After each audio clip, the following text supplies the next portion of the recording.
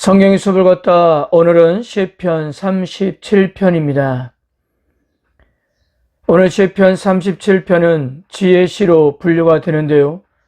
학자들은 37편을 잠언에 포함을 시켜도 될 정도라고 말을 합니다. 왜냐하면 사람이 살아갈 길에 대해 조언하며 여호와의 길과 악인의 길을 자주 대조하고 있기 때문입니다. 그리고 37편은 앞에서 몇 번 소개했던 첫 글자가 알파벳 순서를 따라 진행되는 알파벳 시편입니다.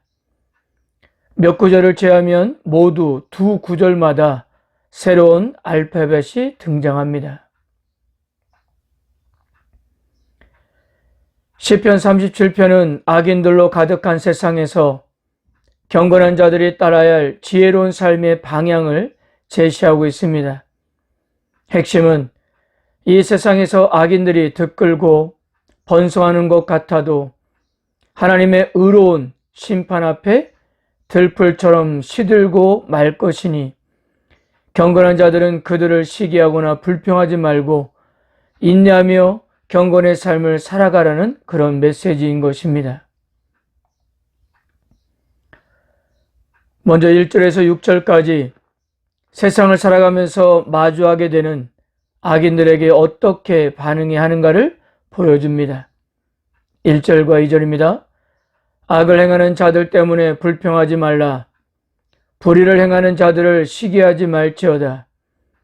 그들은 풀과 같이 속히 배임을 당할 것이며 푸른 채소같이 세잔할 것이미로다. 불평이라고 번역된 하라는 단순한 불평과 불만을 말하는 것이 아니라 매우 분노한 것을 의미합니다. 즉, 너의 분노가 불타오르게 하지 말라는 거예요. 시기하다로 번역된 카나는 자기보다 나은 처지에 있는 사람이나 원수를 시샘하고 질투하는 것을 말합니다. 그래서 시인은 먼저 이것을 하지 말라는 것인데요. 그 이유는 악인들의 운명은 분명하기 때문이었어요. 풀과 채소처럼 햇빛에 노출되면 빠른 속도로 말라 비틀어지는 것 같이 하나님의 심판을 받을 것이기 때문입니다. 대신 의인들이 해야 할 일은 이것이었습니다. 3절에서 6절 여호와를 의뢰하고 선을 행하라. 땅에 머무는 동안 그의 성실을 먹을거리로 삼을지어다. 또 여호와를 기뻐하라. 그가 내 마음의 소원을 내게 이루어 주시리로다. 내 길을 여호와께 맡기라. 그를 의지하면 그가 이루시고 내 의를 빛같이 나타내시며 내 공의를 정오의 빛같이 하시리로다. 여호와를 의뢰하고 선을 행하며 성실을 유지하고 여호와를 기뻐하며 자신의 길을 여호와께 맡기는 일이었던 거예요. 맡기다로 번역된 갈랄은 멀리 굴려버리다라는 뜻으로 붕괴, 두려움, 시기 등의 모든 감정을 여호와께 던져버린다는 의미예요. 이들이 이렇게 할 수 있고 또 해야 할 이유는 그분이 행동하실 것이기 때문입니다. 이루시다로 번역된 아사는 무엇인가를 만든다는 의미인데요. 즉 우리가 굴린 삶을 가지고 하나님이 오물딱조물딱해서 뭔가 그럴듯한 걸로 만드신다는 거예요. 그러므로 하나님께 맡기는 것이 얼마나 중요한지를 이렇게 말씀하고 있는 것입니다. 7절에서 11절까지 악인은 심판을 받겠지만 여호와를 소망하는 자들은 땅을 물려받게 될 것이라는 더욱 선명해진 교훈을 강조됩니다. 9절만 볼까요? 진실로 악을 행하는 자들은 끊어질 것이나 여호와를 소망하는 자들은 땅을 차지하리로다. 이 9절은 10절과 11절로 확장되어 다시 한번 강조하고 있습니다. 12절에서 26절까지 의인의 길과 악인의 길을 대조하는데요. 악인들은 의인들을 치기 위해 갖은 음모를 꾸미며 죽이려 달려들지만 이것은 하나님께서 비웃는 일이었어요. 왜냐하면 그들의 음모는 무의로 돌아갈 것이기 때문입니다. 오히려 하나님은 당신의 백성인 의인들을 붙잡아 주시고 그들의 길을 기뻐하시며 그들이 차지할 기업까지 약속하셨던 거예요. 27절에서 33절까지 악인들에 대한 하나님의 정의로운 심판을 노래하면서도 하나님이 경건한 자들을 저버리지 않으신다는 것을 강조합니다. 악인들에 대한 하나님의 보응은 분명하며 경건한 자에 대한 보호도 역시 명백하다는 거예요.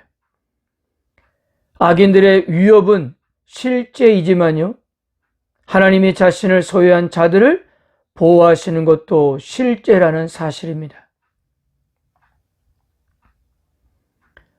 마지막 34절에서 40절까지 하나님의 보응이 여호와의 말씀 준수에 달려있음을 밝히고 구원이 여호와로부터 비롯된다는 것을 노래합니다.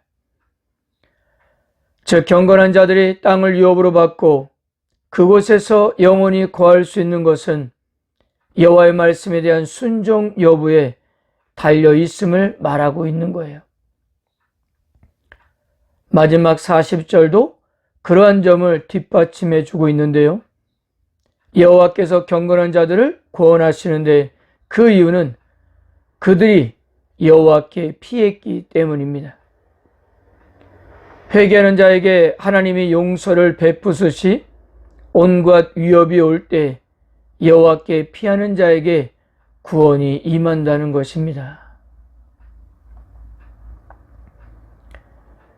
결국 구원은 여호와께로부터 오기 때문에 그래서 불평하는 것이 아니라 믿음을 보이는 것이 적절한 태도였던 거예요. 그것이 어떤 어려움이라 하더라도 여호와는 그의 백성을 도우시고 건지시고 구원하십니다. 그 이유는 믿음으로 그를 의지한 까닭이었던 거예요.